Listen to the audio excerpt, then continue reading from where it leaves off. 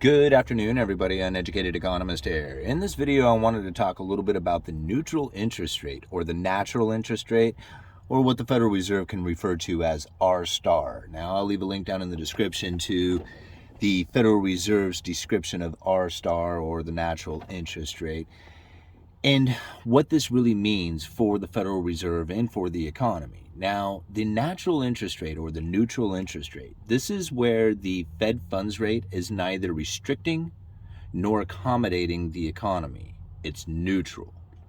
And now nobody knows exactly where this neutral interest rate is. And really, when you think about it on a global scale, it is quite low. Because from the Federal Reserve speech back in 2018, Monetary Policy for a Low Neutral Interest Rate World, John Williams describes the neutral interest rate at being somewhere between 0 and 1.5%.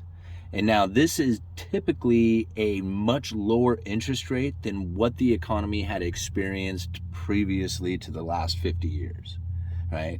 The neutral interest rate, or the natural interest rate, would typically be much higher. Now, when we think about the natural interest rate being as low as it is, in order for the Federal Reserve to stimulate the economy, it would have to drop the interest rate, the Fed funds rate, well below the neutral or natural interest rate. And now, if we think about the neutral interest rate being somewhere between 0 and 1.5%, that does not give the Federal Reserve a whole lot of room to drop interest rates in order to stimulate the economy. And this is what they refer to as running into the lower bound. Now, many people thought at this point the Federal Reserve had lost the ability to conduct monetary policy because of the dropping of interest rates was no longer an effective tool. But then they stepped in with quantitative easing and forward guidance, the job-owning, or what I like to refer to as credible threats. And by giving this forward guidance, they can actually push the markets to behave in a way that as if the Federal Reserve had adjusted their rates, but don't actually need to do it in order to make it happen.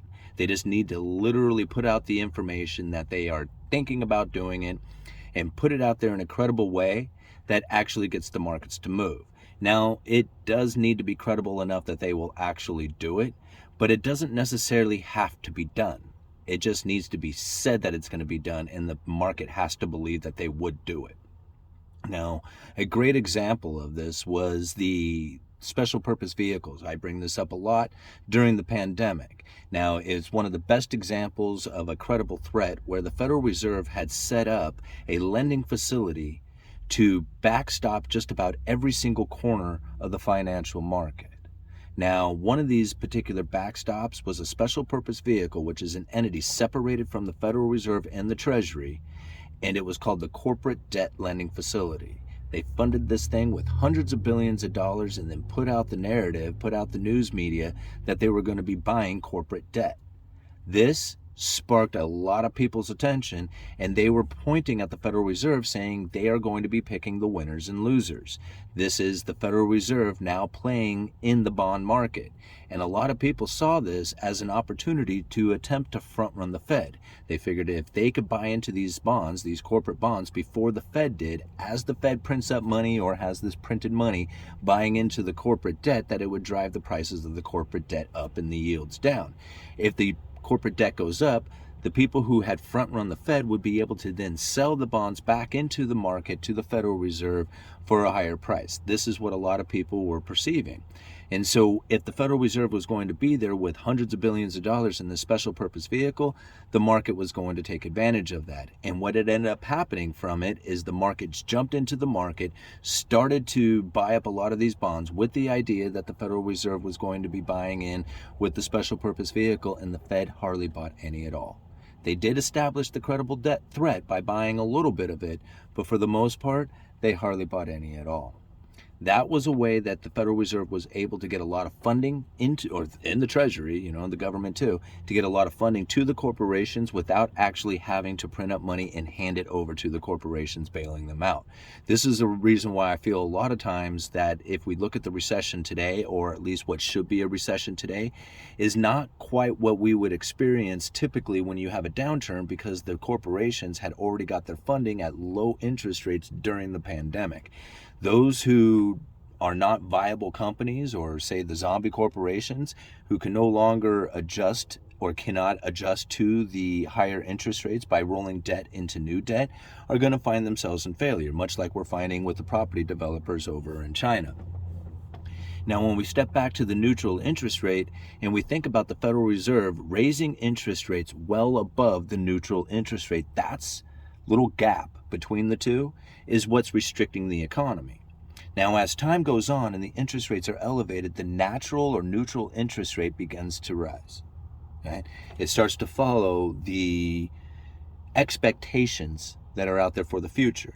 Right? So when a lot of people are looking out there thinking, hey, inflation's going to be sticky, it's sticking around forever, it's never going to come down, and they start demanding a higher return on their investments, on the risk that they are taking, this in turn starts bleeding into the rest of the economy that is out there, including the natural interest rates, which then begins to rise. Now, when we think about this occurring, this is where it gets kind of complicated. If the Federal Reserve is well above the neutral interest rate and the neutral interest rates begins to rise, that means the effective fund rate, right, or at least the impact that it has on the economy begins to diminish, right, as the neutral interest rate is now creeping up on it.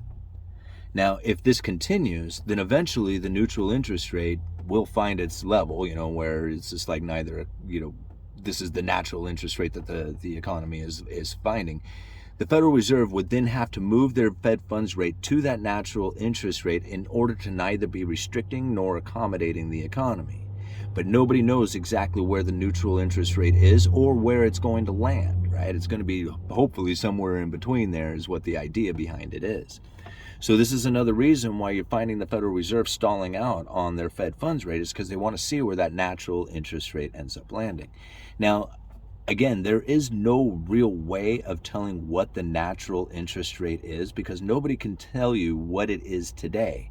Really, it's a projection of what future inflation is going to be and what the interest rates today would need to be in order to accommodate the future inflation that would be coming from that expectations. It doesn't necessarily mean that's what it's going to be, but it comes off of like a future expectation of what it's going to be in the future, which then establishes the interest rates today. Very difficult to like say, hey, this is what it's going to be and pinpoint it. Now, again, I'm going to leave a link down in the description for you. The Federal Reserve has come up with many models to try and establish what this neutral interest rate is. It's kind of confusing as far as I can tell as far as what it is that they are using for a formula to come up with it. There's several people out there who have these ideas as far as what the neutral interest rate is.